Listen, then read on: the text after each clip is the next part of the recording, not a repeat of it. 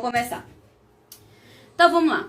Eu separei alguns itens aqui, tá? Do que eu acho, assim, bem importante pra gente falar, né?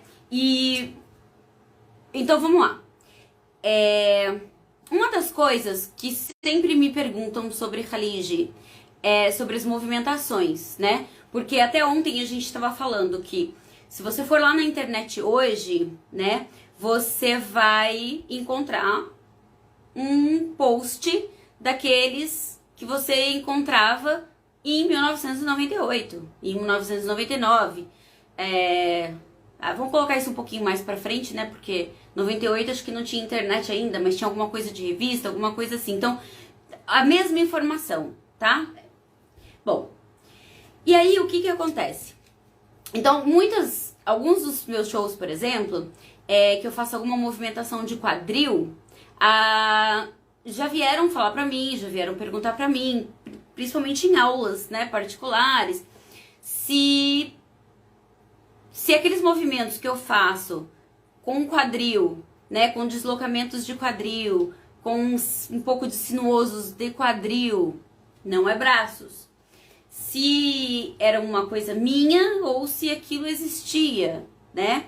E, inclusive, eu já ouvi de alguns professores que falaram que, por exemplo, em Khalid não se bate cabeça, que isso não é de Khalid. Então, vamos, né, dar uma clareadinha aí para quem tá inscrito aí no final de semana, já vai ter já vai entrando no clima. Bom, gente, eu já falei pra vocês, né, que dentro da cultura Khalid, e eu falo isso assim em relação a todos os países árabes, inclusive se a gente pegar a Síria, né, a parte ali toda do Levante, o Líbano, enfim, eles têm, então vamos falar aqui do Golfo, eles têm uma cultura compartilhada e tem uma outra cultura junto que é de cada país, de cada região.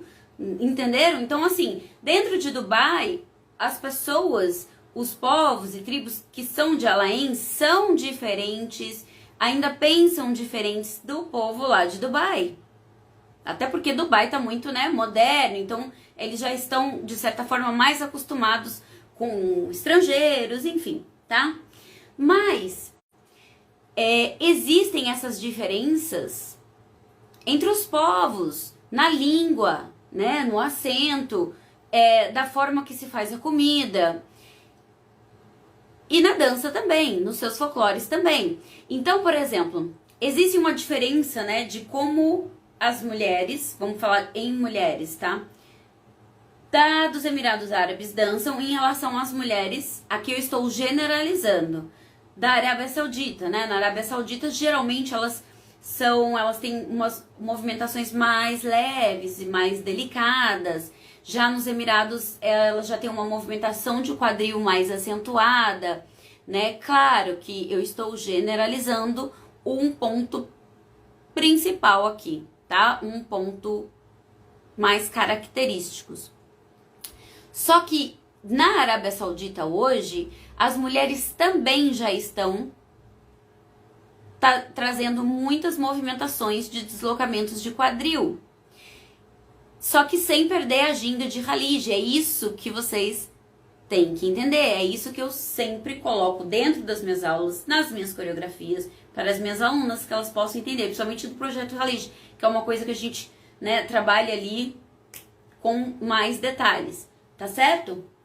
E aí, então, mesmo dentro da Arábia Saudita, elas já estão fazendo bastante movimentações ocidentalizadas ou dentro trazidas, por exemplo, do Shark, tá? Pela televisão, pelos movimentos, pelo próprio, né? Pelo ballad, só que sempre com aquela ginga, né, de Khalid. Então elas estão usando variações, tá? Porque nós temos aí 3, 4 passos básicos, mas mesmo quando se é dançado um super básico, esse básico ele é trabalhado em níveis, trabalhado com variações de formas de cabeça, estilos, e um deles é o Summery, que nós trabalharemos com mais detalhes aí no final de semana. Summery é uma coisa muito grande para se falar. Nós temos o ritmo Summery, nós temos o estilo Summery, Kuwait, Arábia Saudita, nós temos masculino, feminino, quer dizer, tem muitos detalhes para se dizer, tá? Então, a gente encontra, por exemplo, sinuosos na dança Khaliji, mas com a ginga completamente Khaliji, tá? Então a gente tem sempre aquela acentuação, né? Chão, chão, chão, entre outros movimentos que cada lugarzinho tem um jeitinho de mão, de sua tribo, as tribos beduínas, elas vão trazendo essas essências e diferenças de detalhes dentro das suas danças, tá certo? E então também alguém me perguntou sobre, porque as danças masculinas que são de origem de batalhas, geralmente elas são em linhas, né? Sempre elas são em linhas, sempre trazem adornos hoje em dia que são espadas, os bastões, né? E danças diferentes também, né? Como nós temos, que a gente falou ontem, vocês estão vendo aí no Catar, o Ardar. Mas esse Ardar, tá? Ele tem no Catar, ele tem no Kuwait, ele tem, né, em outros países, mas também com nomes diferentes. Danças parecidas, todos eles têm a sua dança de guerra, que elas são em formas de duas linhas, mas alguns deles também têm movimentos diferentes. E como eu já falei pra vocês, são ritmos parecidos, mas esse mesmo Ardar, ninguém chama de Ardar. Nos Emirados Árabes que a gente tem o Yolah, ou Ayala, é a mesma coisa, tá certo? Em Oman, Razfat, né? E Oman e Emirados, eles têm bastante similaridades dentro da sua cultura, da sua dança, dos seus movimentos, né? Tanto usam bastão, eles usam as armas, eles usam, né, com as espingardas, eles usam as espadas, tá? E aí tem as danças, perguntaram se tinha essas danças femininas. Bom, o Khaliji, por si, tá? No seu sentido geral, entre as árabes, tá? Isso falando pra vocês culturalmente. Elas não dançam, elas não fazem, não se apresentam em grupos, a não ser crianças, quando são crianças na escola, né? E essas crianças até que não tenha tido a sua, né, primeira menstruação, a partir daí ela já tem que usar, já tem que cobrir e já tem que se cobrir, já tem que usar a beia, tá? Então quando é criança, até ela, né, atingir essa primeira menstruação, ela ainda pode andar com roupinhas normais, né, vestidinhos e tal. Aí depois não mais, tá?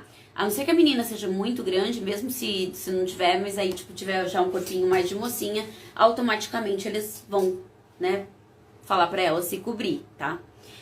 E agora, então, elas são individuais ou em pares e são improvisadas, elas não fazem coreografia, né? No máximo elas dançam em pares e fazendo espelho uma com a outra. De vez em quando uma vai dançar como se não existisse ninguém na face da terra.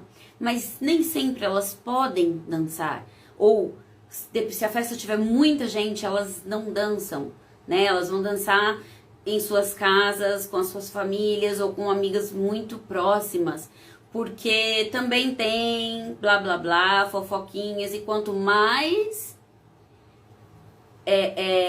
VIP for uma pessoa, menos ela vai poder se expor publicamente, entenderam? E então se for, por exemplo, princesa, né, como eu já dancei em muitas festas de famílias reais, tem várias famílias, e elas têm que ficar quietinhas assim, ó. E eu falei, vamos dançar. E ela falou, não posso, eu até queria, por quê? Porque vão ficar falando, entender? Então tem tudo isso. Então, isso porque só tem mulher lá dentro. Agora vai ter umas que não tá nem aí com a cocada e ela vai e dança e tá tudo bem. Lembrando que são somente mulheres nessas festas. Se for casamento, no máximo vai entrar o pai da noiva e o marido da noiva ali por um tempo. Agradece, senta, todo mundo vai lá, cumprimenta. E aí nesse momento, todas têm que se cobrir e colocar as suas túnicas. Vambora, pronto. Elas ficam mais soltas de novo, mais abertas, tira o vestido e fica com seus vestidos de festas, tá? E aí, só que existe, por exemplo, na Arábia Saudita, tá? Uma dança que se chama El Muraddah, que já é uma dança que tem um contexto religioso, que é dançada em alguns festivais religiosos, mas isso não é publicamente, né? Não é publicamente. E ali, então, também existem, elas usam o Tobel Najar, também que a gente chama de kaftan, tá, gente? Ou simplesmente Khaliji Dress, né? Khaliji Top. E aí, o que acontece? Então, por exemplo, em Eid al-Adha e Eid al-Fitr, elas trabalham. E aí, essa dança que elas fazem também são duas linhas e elas também ficam uma de frente para outra. E aí, elas dançam, dá um passo para frente e um passo para trás, todas de mão dadas, né? Um passo para frente e um passo para trás, né? E aí, também, dependendo, vai ter, se tiver um sheik ou alguém, né? Ele vai falar o nome de alguma pessoa e aí as pessoas fazem... E aí ela entra ali, tem todo um processo ritual. Mas o que eu quero dizer aí? Essa é uma dança que elas dançam de mão dadas e elas dançam com esse tipo de movimentação, de repetição, mas são palavras e línguas mais voltadas para uma coisa mais religiosa. Então, assim,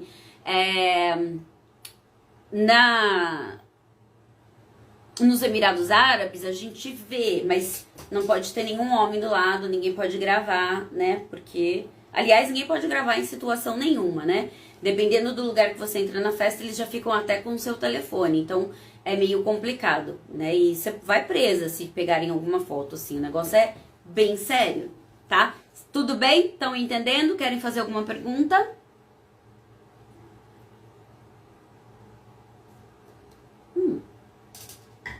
Bom, e aí... então, né, a gente tem, e elas fazem a rena, mesmo assim, usam suas joias, né, de tradição folclórica, e é muito bonito. Agora, mais uma coisa que eu quero que fique bem claro pra vocês, que todo mundo sempre me pergunta, e, gente, não é porque é árabe que sabe dançar. Seja dabke, seja, né, a mesma coisa que não é porque é brasileira que sabe dançar samba, por exemplo, entenderam? Não, tem gente que nem conhece o que é samba, ou só sabe que tem, mas não conhece, né? E é a mesma coisa, porque eu já vi muito assim, eu ouvi as árabes, mas eu pensei que elas dançassem até morrer, a noite inteira. Gente, quem faz isso somos nós. Elas não fazem isso.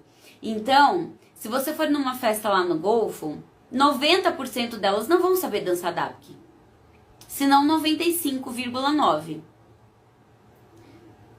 das mulheres do Golfo. E aí as mulheres, por exemplo, se você for numa festa de libanesa, Jordânia, então se elas morarem, talvez ali no Golfo, elas brincam, faz uma cabecinha, porque, né, é a coisa mais típica, e uma mãozinha. E dá um rasta pra lá e um rasta pra cá. Mas isso também, elas não sabem dançar. E é claro que lá, isso é normal nas televisões, né? Não é igual a gente aqui, que se você, né, não tiver uma televisão paga e tal. E lá, eles são árabes. Então, o jornal é árabe, a notícia do Golfo tá sempre nos jornais. Então, isso é normal, tanto lá no Líbano quanto no Golfo. Né? Televisão da Jordânia, televisão da Síria, televisão do Líbano, principalmente Líbano, Golfo. Você vai ter sempre notícias sobre o mundo árabe, sobre os músicos, né, festivais, enfim, tá certo? Isso lá é muito normal. Então, gente, não pense que vocês vão numa festa de umas mulheres lá no Golfo e você vai vê-las dançando, todo mundo enlouquecido. Religião, não, muitas não sabem dançar também. E muitas, nossa senhora, você fala assim, uau, tá? Os nomes das danças folclóricas, tá? As danças folclóricas, elas têm nomes relativos com o ritmo e com o estilo da dança, tá? Então, por isso que eu falei que a gente vai falar, por exemplo, no curso, eu vou trabalhar mais sobre Sameri, sobre o Qatari, sobre o Ardar, porque, né, sempre tem aquela explicazione. Tudo bem, meus amores? Falei, né, que a dança em si é improvisada.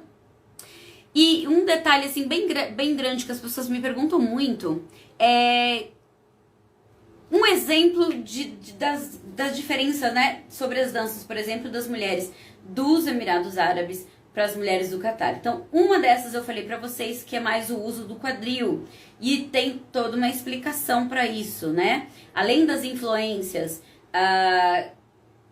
provindas, por exemplo, do Raqs al-Sharqi, tá? Tem, por exemplo, das danças iraquianas e uma história da antiga escravidão e que foram dois povos lá nos Emirados Árabes. Então tem dois tipos de locais. Então tem esses dois tipos de dança também, porque tem influência africana, né? E na Arábia Saudita elas usam muito mais a parte superior, o ombro, tem uma atenção muito grande na dança. De uma forma geral, na relação com os ombros, com a cabeça, já na Arábia Saudita, já nos Emirados Árabes, já é uma coisa mais quadril, tem um jogo mais de quadril. Oi, Marina, que amor! Gratidão, amor! Um beijo pra você também. Adoro! Adoro esse carinho, gente. Muito feliz. Então elas trabalham, né? Twists, isolamentos, cadenciados, giros de cabelo, tá? E agora eu quero só falar uma coisa aqui pra vocês. Já falei pra vocês que a candura, né? Que é o vestido branco. Ele também é chamado de, que a gente também chama, tem a abaia, tem o tobe, né, e tem o caftã, e a gente também chama de umassar, depende aí do lugar. Já no Iraque ele é chamado de hashimi, porque antigamente, né, um dos seus rulers, que é os seus governadores, ele era da tribo árabe de Banu Hashim, então por isso que tem esse nome, tá? E aí, o que eu quero também trazer aqui pra vocês de curiosidade. Olha aqui, eu vou mostrar pra vocês, gente. Quem veio aqui comigo?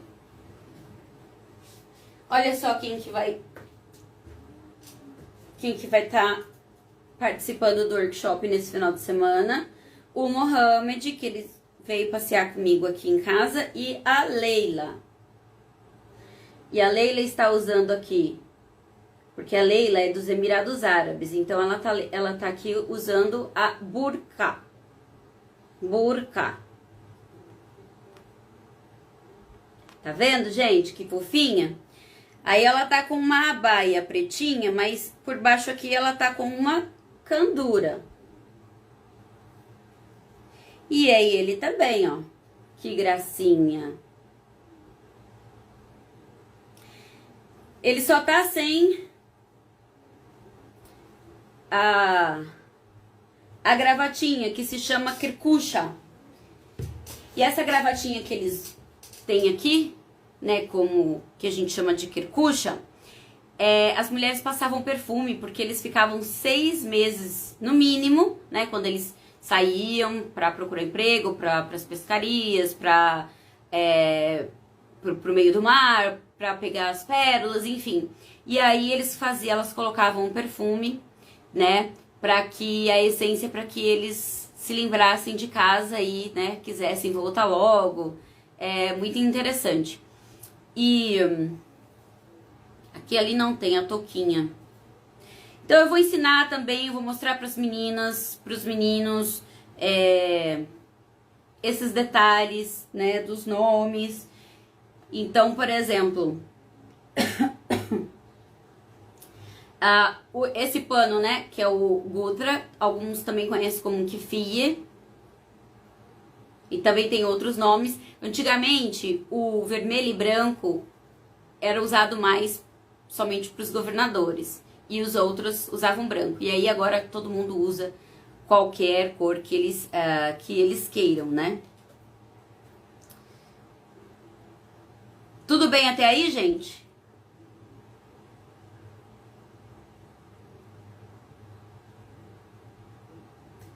Isso aqui, tá? Só mais uma curiosidade para vocês. Se vocês tiverem perguntas, perguntem, porque eu vou terminar de fazer. Eu só queria falar mesmo esses detalhes que eu achei muito legal para deixar já um esquenta pro nosso workshop de final de semana. Isso aqui, embaixo disso tem uma touquinha que se chama... Como é que é o nome da touquinha, gente? Peraí.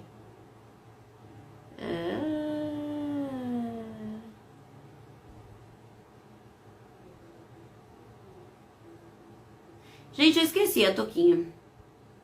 Taquiar. E aí essa coisinha preta aqui, ó, ele é um colarzinho, tá vendo? Cada um tem um jeito também. Cada lugar eles têm uma forma de usar, tem um mais longo, outro mais, né? Então eles usavam isso também. Era feito antigamente de cobra e eles usavam pra amarrar na pata, das perninhas do camelo, para eles não fugirem ou para eles andarem. Então isso também tem um porquê disso aqui. Oi, Camila, meu amor. Curioso, né, gente? Alguém quer fazer alguma pergunta antes da gente terminar? Hoje eu quis trazer só esses detalhezinhos básicos para vocês. Só para vocês sentirem um pouquinho do que vai vir no sábado e no domingo. E sábado no curso. Beijos!